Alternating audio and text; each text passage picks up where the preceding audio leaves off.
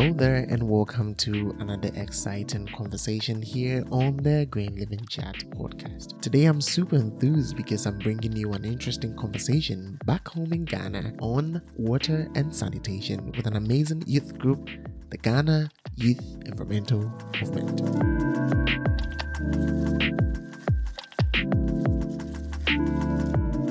The Ghana Youth Environmental Movement, popularly known as GYEM, is a youth-led environmental policy advocacy and non-violent campaign group in Ghana.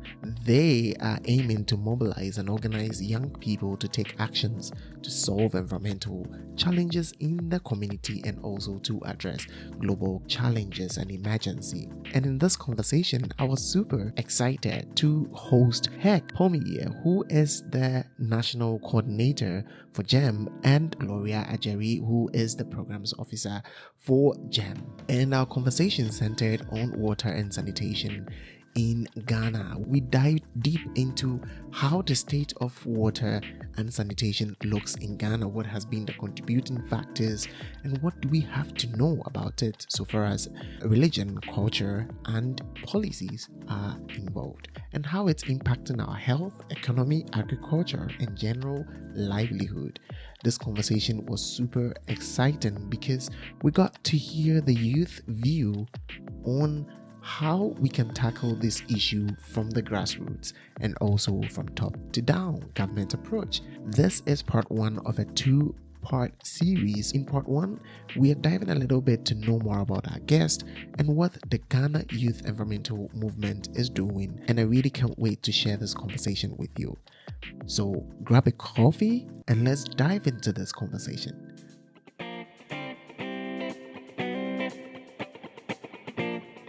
You are listening to the Green Living Chat podcast, a podcast where we discuss emerging environmental issues around the world and to find sustainable solutions. I'm your host, David Ewusi-Mensah. We use this platform to support environmental-related initiatives, researches, and projects. This podcast is brought to you by EcoWamet Solutions in Ghana with a mission to going back to green. So join us on this train with new episodes this and every Sunday. Here we go.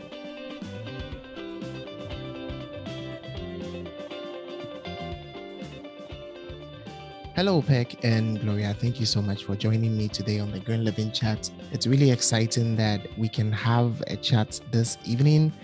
And so, welcome guys to the podcast. Thank you. All right. Thank you very much, David, for having us. We are glad to be on your show.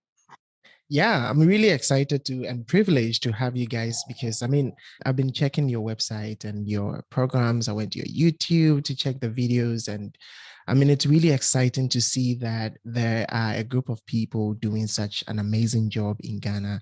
And this is what we are looking out for. Education is really, really important. And I think that the work you guys are doing is such an amazing job. And to have you two here, really, you have no idea how excited I am to have you two. So we'll be digging into the projects that you guys are doing in your movement, Ghana Youth Environmental Movement, such an exciting thing. But before we get into it, of course, we would like you to tell us a little bit about yourself and what you do. And Gloria, would you like to tell us a little bit about yourself, how you grew up? Tell us a little bit about your experience and why did you choose to get into sustainability? Thank you very much, David, for this opportunity. I'm actually excited to be here. Gloria Agyare, the third born of four kids or four children. And I come from a Christian family. And as a child, I spent most of my childhood days in church, singing and doing all of that, the drama.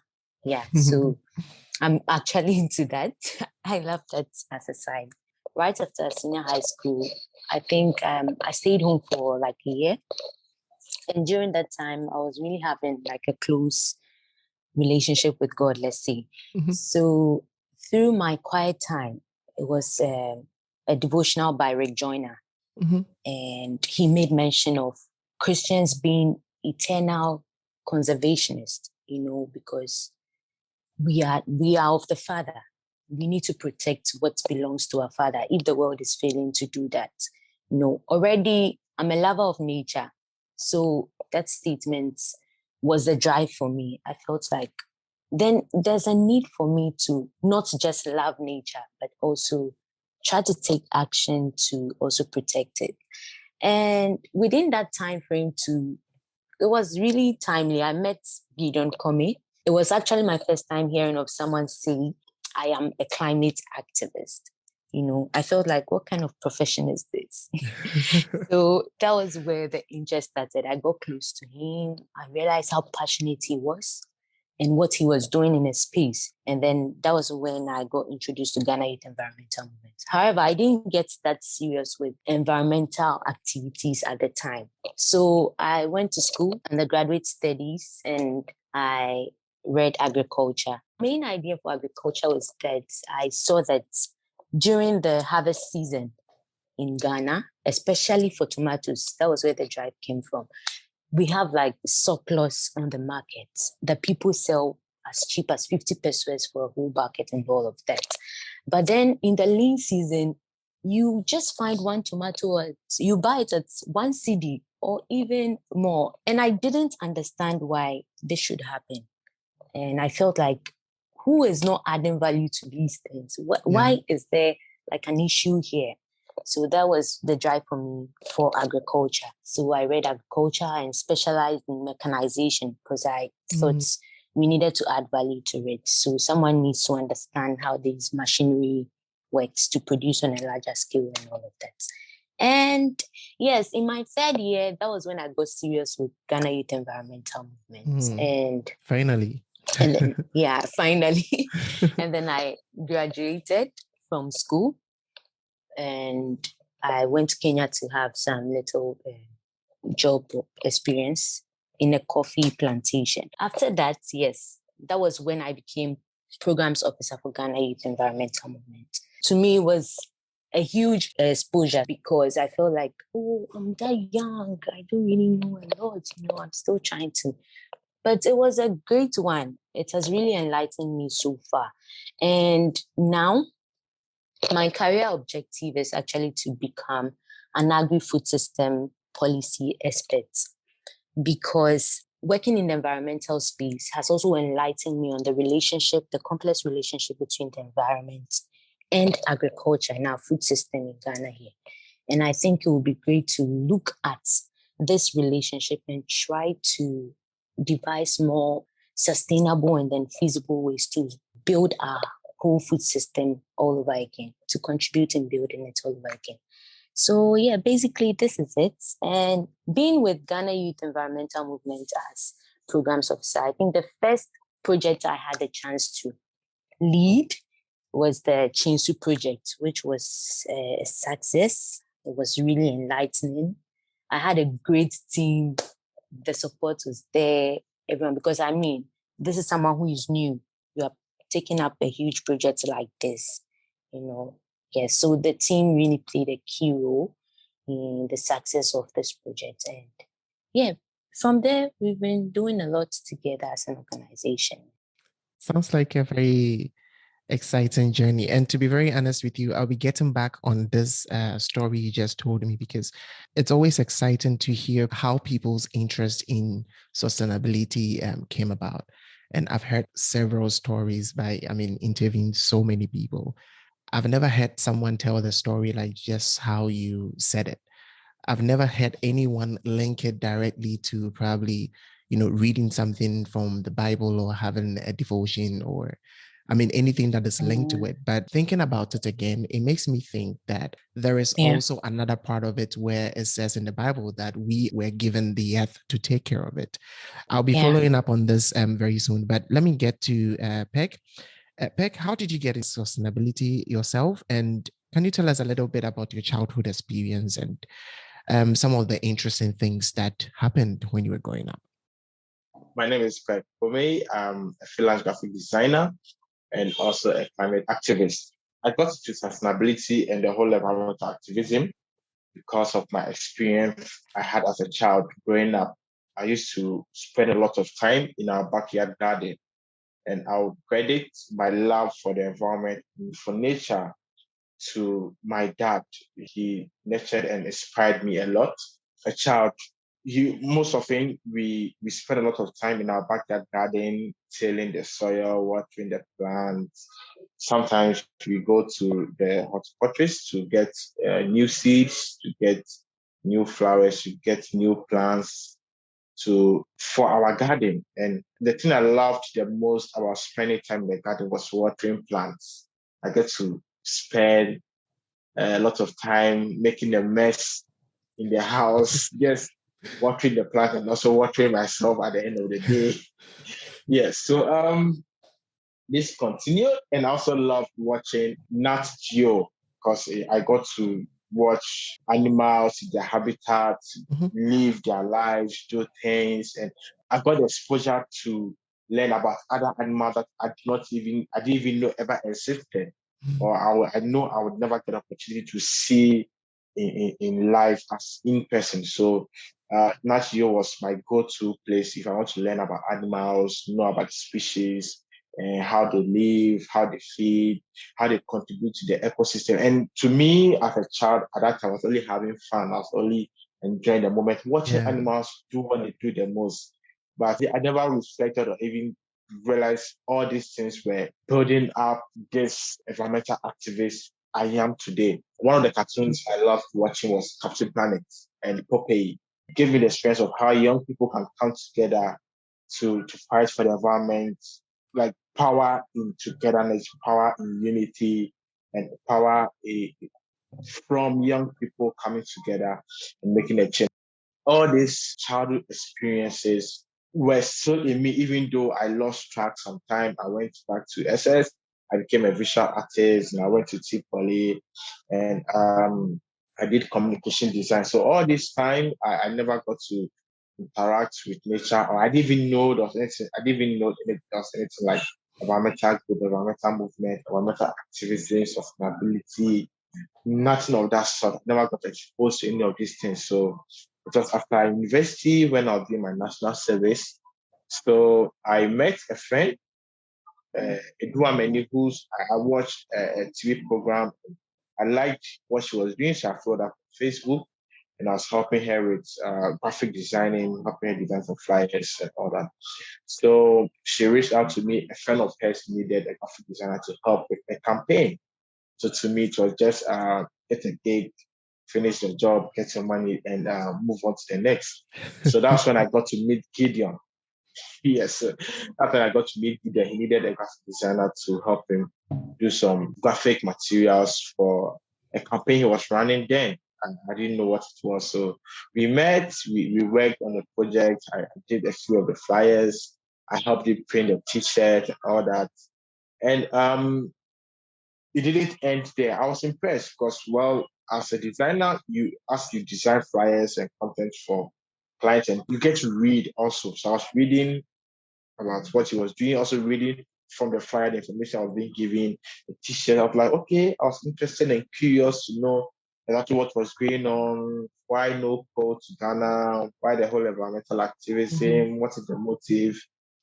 I started to like, okay, so if young people are mobilizing for a change, they're doing something at this level, then I could also get involved and see how I can also help my community make some impact. So I got involved in the campaign, then took the opportunity to learn and also equip myself because I knew nothing. And it was also an opportunity for me to learn, to acquaint myself with environmental activism, the practices, the methods, how it is done. So that is where I got into the environment. I really began to make impact. So I got into GYEM, and because of my skills in communication design, I was part of the steering group, which is the key decision-making body of the movement. So I went to the steering group and I was part of the media and communication team, helping them with media, helping them. So social media then was also now a leading platform for people to connect and mobilize. So we're also using social media to mobilize people. One time, Gideon, the founder, was able to bring down a friend, a fellow activist from Cote d'Ivoire. So I had an opportunity to meet this friend at our junction. He picked him up to his place. I'm like, wow, So somebody could travel all the way from another country just to come and support you, run a campaign. And it was fascinating. One other thing was people also reaching out to me because I was posting the flyer on my platform. People were reaching out to me how they can join, how they can get involved with some of the activities like the street campaigns and all that. So I also gained some skills in digital mobilizing. I was enthused about design thinking and how design thinking is user-centered and how it involves designing solutions around people. So with these skills, with this knowledge I had, I was bringing or incorporating them into my work as an environmental activist. Then successfully, we began running campaigns, receiving trainings, and we were able to start full advocacy action on renewable energy, looking at opportunities, the barriers in the renewable energy industry. So we had a contract to a fund, let me say a fund to run a full year advocacy action. So that is where I also got to experience that aspect of environmental activity, not just the campaigning or the direct action, but also the advocacy side where you get to use lobbying, negotiation to be able to win or influence political actors. It was a great exposure for me because young boy in Ghana, you meet young people doing street actions. And it was also fun to be on the streets campaigning. You get a vibrant youth. And also another aspect of environmental activism or environmental work where it's not always about the radical approach, but it also involves the approach where you have to think critically, you have to be creative, to use the lobby and negotiation skills to be able to engage people because you also have to identify your stakeholders and look at the alternatives or the creative ways to approach each and every one of them to achieve their goals. So we successfully did that. Gideon, the founder, had to travel outside of the country. And so it also presented an opportunity for me to assume a leadership position. So I succeeded him as a national committee for the Ghana Environmental Movement in 2020. And I've been leading the youth movement with his support and the support of the past members and volunteers of the environmental movement who are now members of the advisory board to the movement. So that's how I got into environmental activities as celebrity. Yeah, it sounds really, really exciting. And really, I mean, your stories are just very interesting because, I mean, looking at how you guys came into the scene and the experience you've had in your childhood and everything, I would like to do a very quick follow-up. And I mean, we have a lot of things to talk about, so let's try and keep this follow-up like really, really brief so that we can move into the other things that we want to talk about. But I see this trend in among the youth in Ghana, and you realize that between the gap of, kids starting to go to school and then getting into the university, there is less and less of, children being taught, what sustainability, what is their contribution to, environmental protection. Why should we protect the environment? And you mentioned earlier about how your dad, had a very big influence in this. In brief words, what do you think is lacking? I mean, of course, we know clearly that maybe parents might not be doing their best, but if you compare how you grew up and you compare what we see in the society right now, even in the advocacy that you're doing, you realize that you talk to some people and they have no idea what you're talking about. What do you think is lacking? And what do you think maybe parents or probably our school curriculum system could incorporate more? Growing up, we used to study agriculture in school. So it wasn't just the theoretical aspect of learning about agriculture, plants, and all that. We used to have a garden in the school. So sometimes it was your responsibility to go get loamy soil for the garden, plant water every morning, and all that. So apart from the home training and the experience I had at home, I also get to experience and practice that also in school. Yeah. That brings in the educational factor, having these programs or incorporating that into our educational syllabus where students get to learn about the environment, not just learn and see pictures, but they get to practice what they learn. Exactly. Which I think we lack in a lot of the schools these days. Schools learn the theoretical aspect of things and do not practice. I had the opportunity to practice this in school. So it also helped parents. I think they play a very key role because I spend most of my days in school. I also spend most of my days at home because on vacations. I'm at home. What do I do with my dad on vacation? Does my dad take me out to parks and green spaces? Do they give me the opportunity to do they expose me to natural natural spaces? Do they allow me to get involved with nature? You get it. So all these things build up the curiosity of children, Yeah. and it helps them build upon them, enhance them when they get the opportunity to go back into schools, because they are quite informed. They have some basic ideas of what is going on, how they can really get involved as children. And now I'm seeing a lot of young movements, young NGOs, like NGOs being led by young people, focusing on the grassroots. That's the secondary schools and the junior high schools, because our education now is not focusing on those areas. It's a lot of the theory, and I see that as a gap which a lot of young people are trying to bridge by setting up green clubs in schools. If I'm just James also looking at. Really, I agree with you totally. Gloria also made mention about, how she got into sustainability, and she started from somewhere. I made mention earlier that it was quite a bit of a peculiar story for me. Looking at Ghana being over 70%, if I'm right with the statistics, being Christians. So how come we don't see sustainability being part of the Christian, fellowship and the Christian, culture? Gloria, what would you say about that? That's really a good question. I think it's more about even our own religious leaders seeing that as a need, like prioritizing that, I think that in our settings, you barely find people talk about these things. Yeah. Talk about the environmental stuff, the need for us to engage in it. As no, you will not find that. You will not find that. It's mostly about maybe prosperity. Is mostly about your personal growth. I mean, in Christ and all of that, without thinking that or considering that maybe this aspect of Christianity is also there.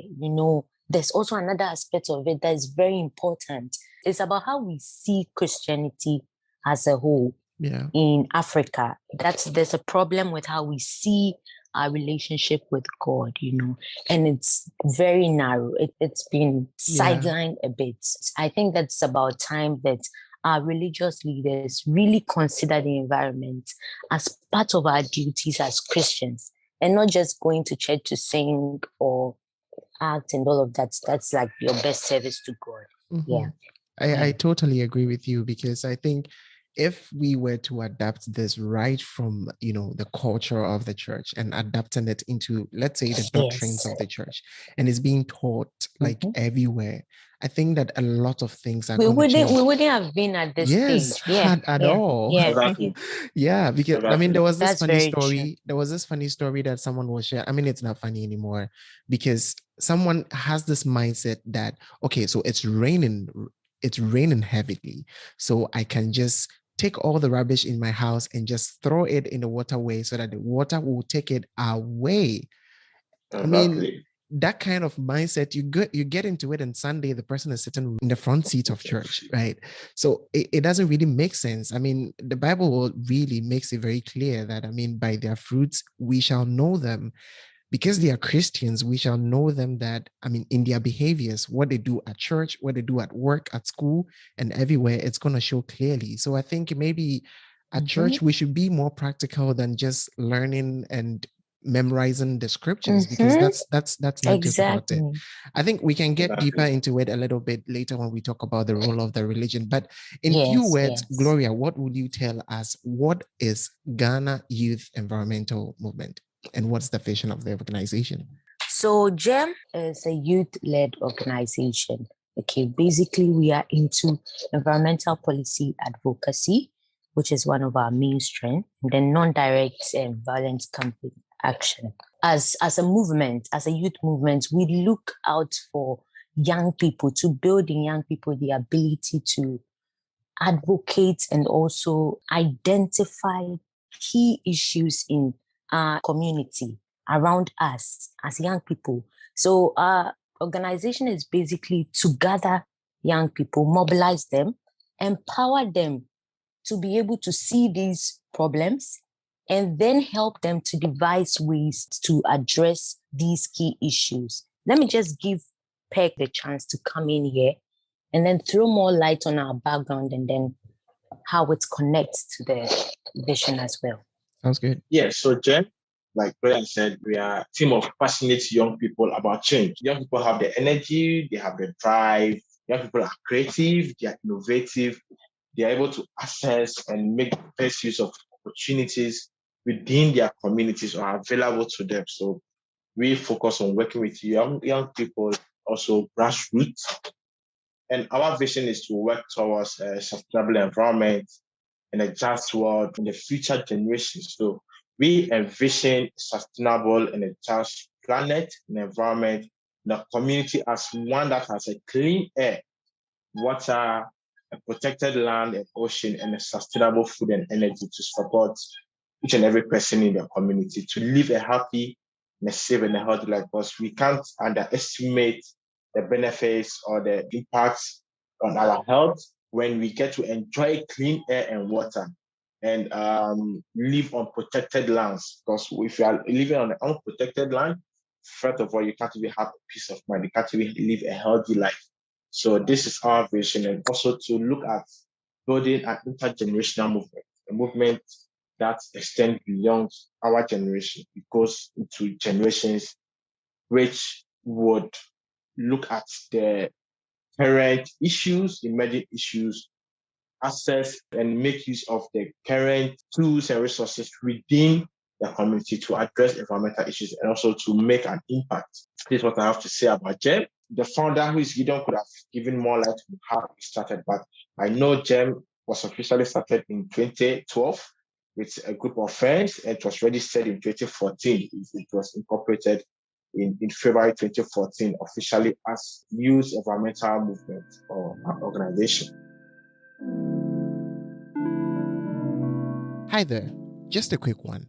So if you're enjoying this conversation, why don't you just share this episode with a friend of a friend, and let's get more people to listen to this episode. The urgency of climate change and humans reducing our impact and footprint on the environment is a necessity. And these are the conversations we need to promote. You can also help us by giving us a star rating or sharing your comments on whichever platform you are listening to this episode. Visit our website and our social media platforms in the show notes and get interactive with us, or send us an email at glcpodcast@ecowametsolutions.com. So thank you in advance. Let's get back into this conversation.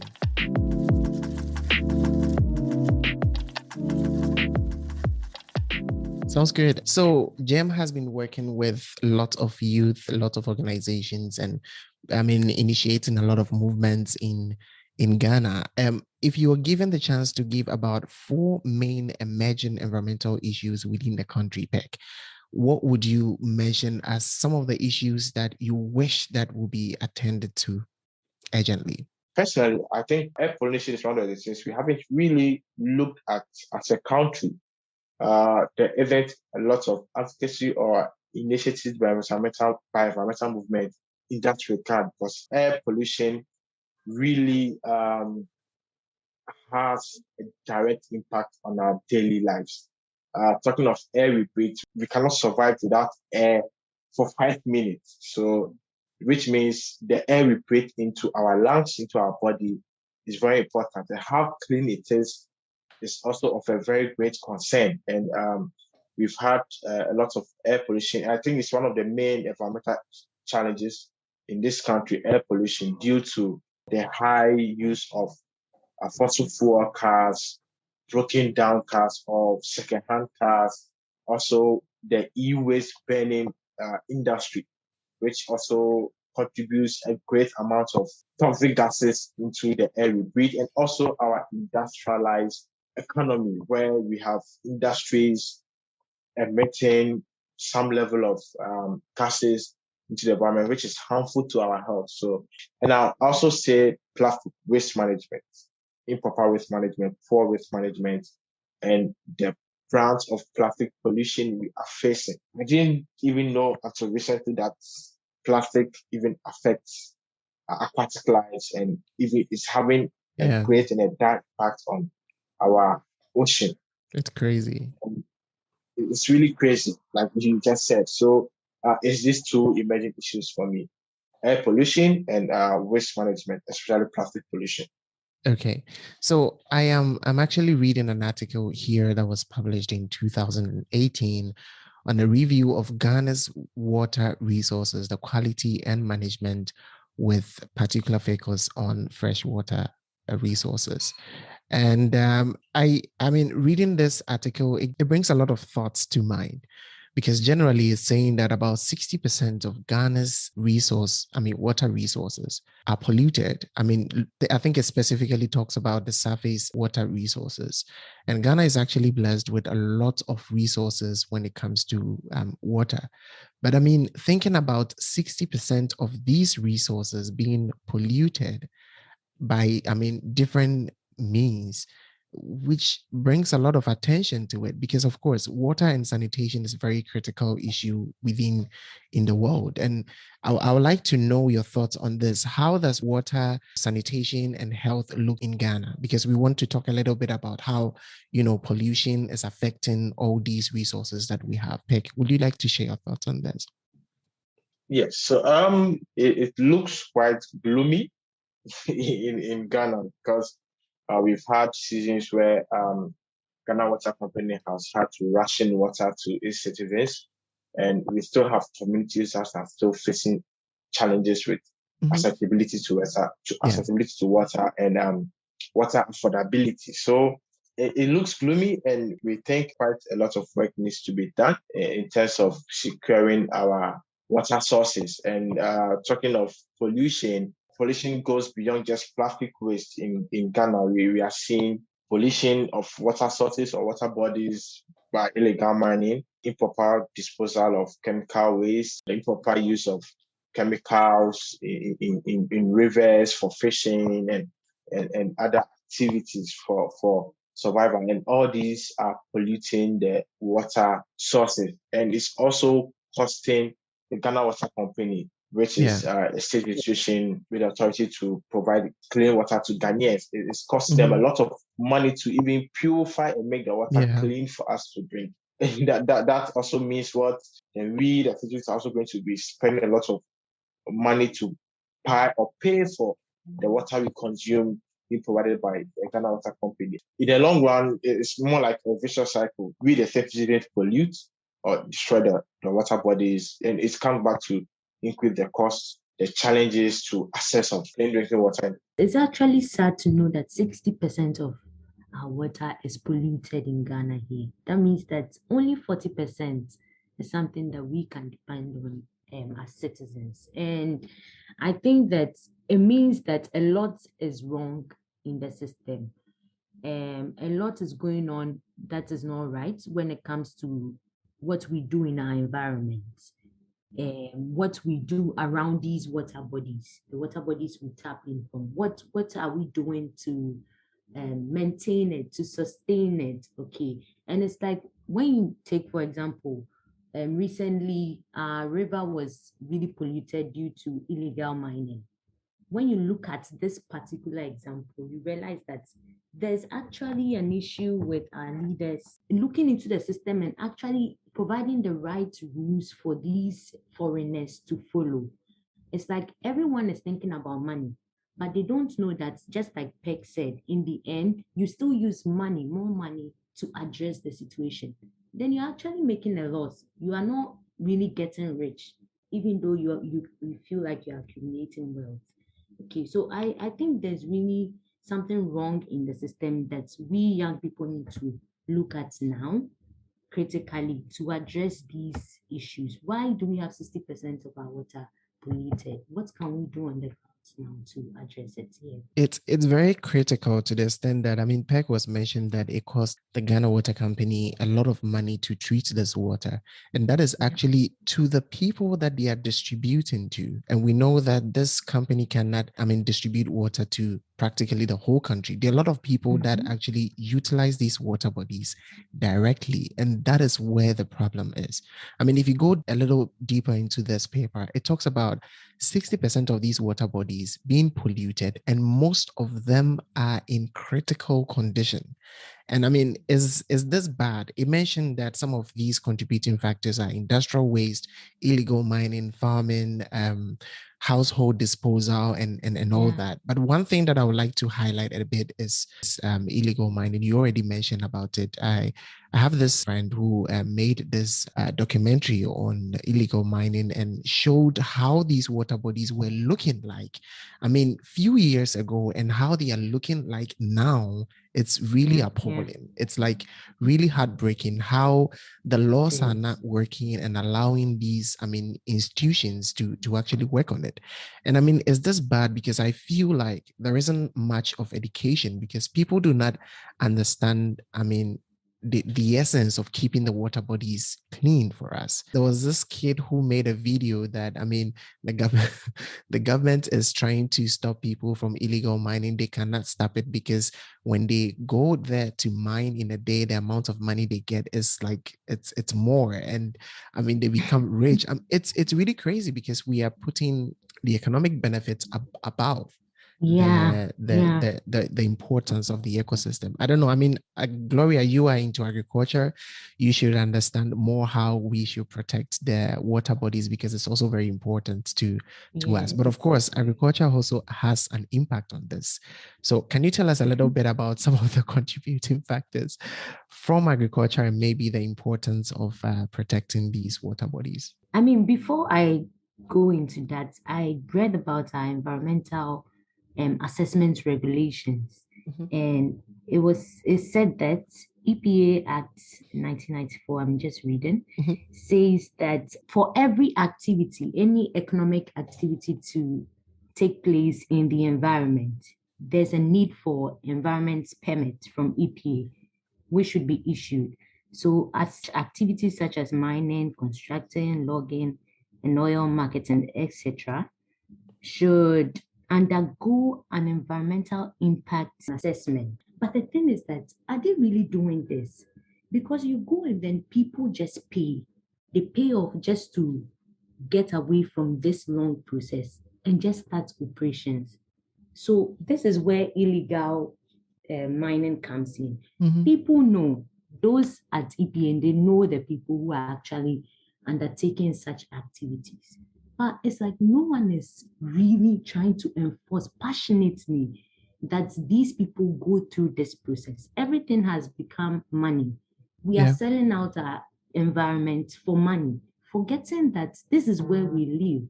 And if we lose this land or if we lose this setting, then we actually wouldn't survive. We wouldn't be alive anymore.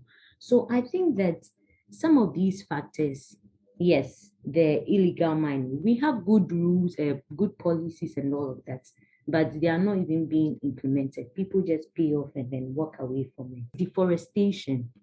We are talking about how we want to preserve these water bodies. If you have trees around any water body, you realize that it purifies it because these trees, their roots take chemicals and all of that from the water. You might pollute the water, but these trees you have set in place around this water body to not only prevent it from running dry, it actually picks up these chemicals from it and ensure that the water that is still flowing is good for consumption. Now, when you look at agriculture, because we are having issues now producing to meet the increasing population, people are now using more fertilizer, more chemicals and all of that. And these things leach into our water bodies again. You see, this is where we have a problem. So it's like things are not being done organically. And these chemicals are not healthy for us. They wash down back into our water bodies. People drink directly from it. And the effect just goes throughout every chain or aspect of it. So these are really key contributing factors that we need to look at. We really need to look at. And tree planting might just look like a common activity, but it's very, very essential. And I think I'm glad we have all come to understand and acknowledge that fact. So we can also look at reforestation to address these issues. We can also look at how we can get EPA to ensure that these good policies they have put in place is actually being implemented. Yeah, really, thanks for sharing that. And I'm very excited that you mentioned something about environmental impact assessments, because I mean this is really my field of work. I asked a question recently on LinkedIn because I was a little bit confused about how we still have issues happening with these companies who have written environmental impact statements and they are still emitting and they are still polluting. I mean, we couldn't have gotten here if individual companies really did an environmental impact assessment. Then why are they still emitting and are not able to control the emission? Because if you look down into an environmental impact assessment or statement, it should definitely tell you what the company expects to emit and how they are going to control those emissions, or rather treat it before discharging it. But the issue that is in this case is it's a requirement for applying for a license, right, to operate. And afterwards, there is a big gap between making it the enforcement, auditing, and monitoring. That is where the problem is. We have the institutions, but they are not willing to follow up and do all these things. The issue of monitoring, going to the companies monthly to request for their reports. How much are you emitting? Have you gone up the levels? Have you gone below the levels? What are you doing with it? Which technologies are you using? Let's say, for example, a fruit juice company, they are discharging water with, maybe the flavors they put in their drinks and other things. They have to treat the wastewater before they discharge it into the nearest water body or any water channel. But the issue now is company does not have a very cheap or cost-effective method to treat their waste before discharging it. And they also think about the economic benefits. If they're going to discharge the waste directly into maybe a water body, it's cheaper than they treating the water with maybe a technology to reduce the parameters before discharging it. That's where the problem is. So if EPA consultants can actually recommend technologies that are cheap, let's say wetlands, right? Constructed wetlands, they could use these systems to rather, reduce the emissions before they discharge it into the water body or something. But such, encouragement and such consulting and other things are not available. So a company will just say that, okay, then I'm just going to discharge because there is no, penalty to it. Of course, I would do it. It's not just in Ghana. Lots of companies all around the world are just discharging into water bodies without any regulations. And of course, if they can pay the EPA or they can pay the authorities in charge, then, well, they just go scot-free. We are in an industrial era, and lots of industries are springing up, even with one D1F. So whether it's one district, one factory, planting for food and jobs, they're trying to set up industries and factories. And you sit down and ask, so, okay, it's good industry, but are we asking the question? So how are these industries going to discharge their waste? How are these industries' activities going to impact on the environment, on the livelihoods of the local people there? Most of it, we don't ask some of these questions. We just look at the fact that it's an industry going to provide jobs and bring about some economic gains to the government. So one of the things we also need to look at is industrial waste being fed into the system. And it's something we haven't really paid attention to here in Ghana. I was fortunate to be in a meeting with GYEM, and we went to meet a very big pharmaceutical company in Ghana. Our issue was their blister packages were being found at e-waste burning centers sites, and blister packages have some percentage of zinc, silver, or aluminium with plastic. So to be able to extract that metal element or that metal content from it, they have to burn the whole blister package. And the blister package is not about 2 or 3, it's a whole blister package, exactly, like a huge quantity of it. This is supposed to be discarded or well managed by the companies. How does it travel all the way from the production grounds, the industrial sites to an e-waste burn site in Agbogbos? And we followed up. We tried meeting with the MD or the director. We had a call. We couldn't meet their environmental sustainability officer. probably, yes, they are trying to escape or whatever. But the conversation didn't go well as I expected. I was invited to join the team, go for the meeting. So I didn't really know a lot about what was going on. But for the little briefing I had before the meeting and what I read, like they're supposed to manage their waste, but they are not doing so. And they're letting their waste out into the system, and they are getting even paid for that. And EPA is doing nothing about it. This is supposed to be a job of the EPA, Environmental Protection Agency, to follow up on this. Yeah. How is it possible that your waste that you're supposed to discard or manage as a pharmaceutical industry is ending up at Agogloshi e-waste burning site? And this is and the burning makes a lot of toxic gases. The health of those who are burning their waste, the health of the market women, the food we buy, a lot of heavy metal leaching into our foods. And the authorities are sleeping. You get it? So Yeah, it's a very complicated issue. You know, we're gonna talk about wash and how it's related to climate change. But I just want to make about 3 comments with what we are discussing right now. Number one, I think that, I mean, as a country and as the African continent, we have had a lot of examples that we can really learn from, and we should be very critical with this.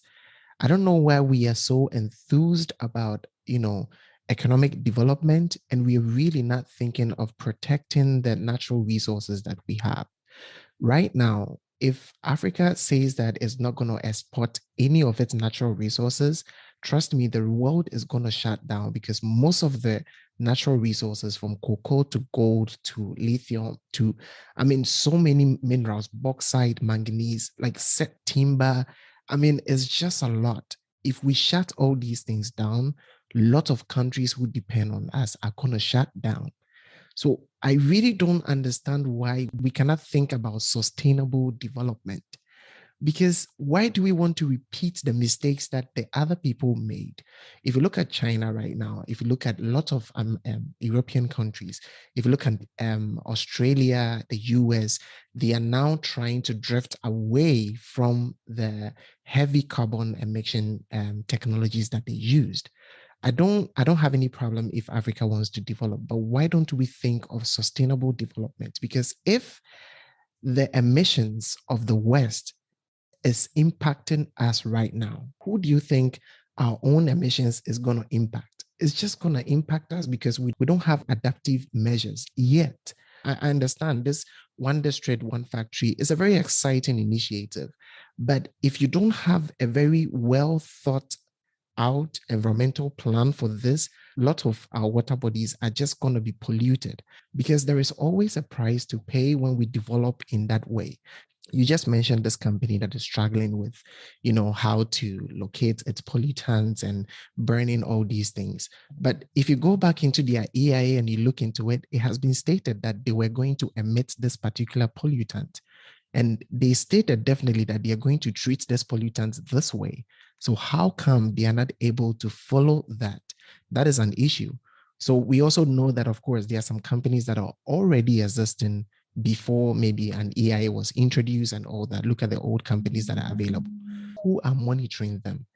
Because they are gaining a lot of money. So in that case, who monitors them and tell them that, hey, you are polluting too much, maybe you should think about it. You should reduce it. You should do that. Institutions in charge of monitoring this are probably not doing their job as they are supposed to.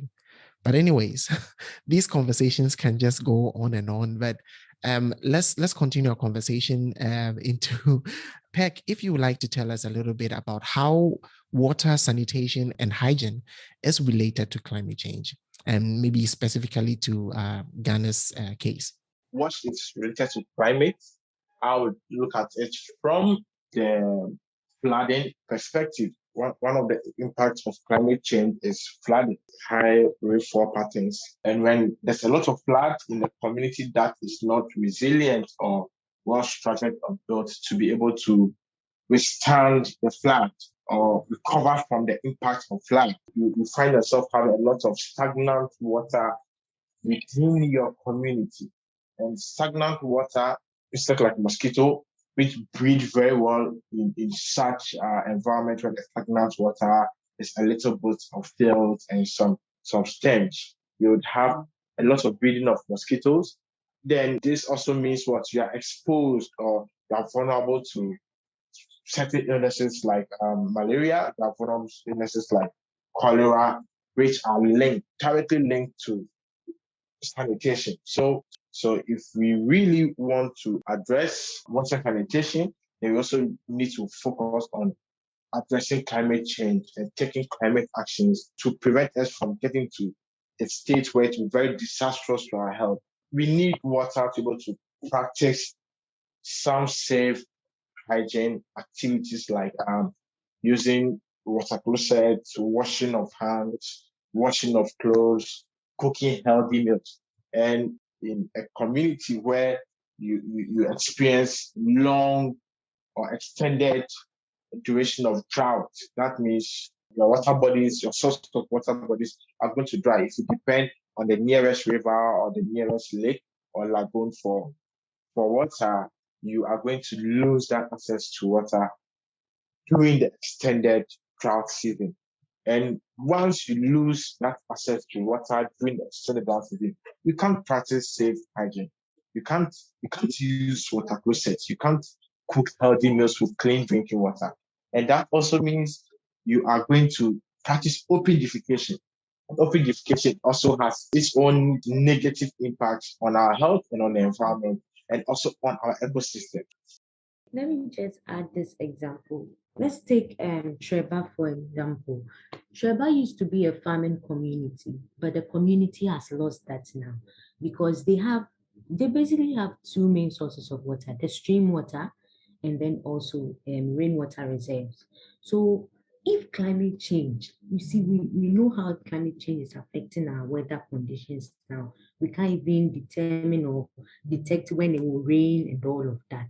When you look at these things coming into play, you realize that now Treba is no longer a farming community because they don't have a source of water where they can tap into to ensure that their crops are doing well. And they also were engaging in sand winning activities, which actually killed that stream that was serving the community and the farmland. So you realize that the relation between wash and then climate is actually a direct impact something. So if you don't build a resilient system, like Perk said, then there is no way we can address this. Things will keep getting worse by day. So this is where we need climate action, and it should be now. We should start collaborating with people to build better systems, water, if it's water systems, sanitation and hygiene. We should have strategies and start implementing them now to ensure that these things are addressed as soon as possible, because we can't determine what will happen in the next minute or hour.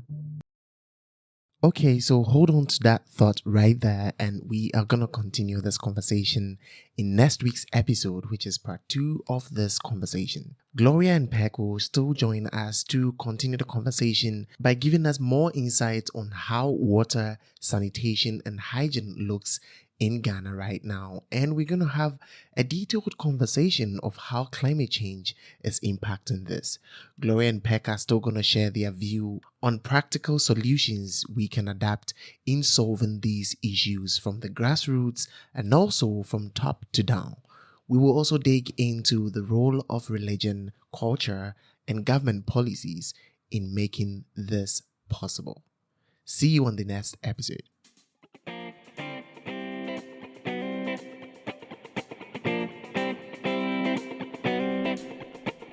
Thank you so much for listening to this episode of the Green Living Chat podcast. This initiative is to educate and create awareness on things that really matter. We look forward to hearing your thoughts and comments as we get interactive on our social media platforms at GYEM Solutions on Instagram, Facebook, YouTube, and LinkedIn. If you would like to be part of these conversations, contact us via email at glcpodcast@ecometsolutions.com or see our contact details in the show notes. Our conversation today was just part 1 of a 2-part series, so see you on the next episode for part 2 of today's conversation. And remember, live green,